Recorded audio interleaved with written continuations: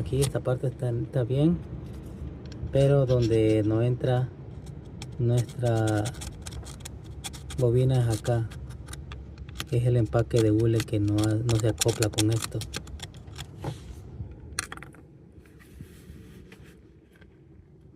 Aquí también tiene, vean aquí cómo se ha rajado esa parte, como que se ha levantado.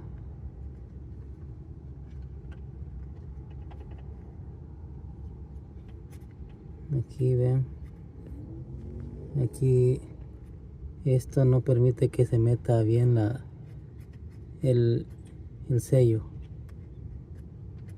Vamos a ver si ya dándole una raspadita acá pues queda bien en esta parte de aquí.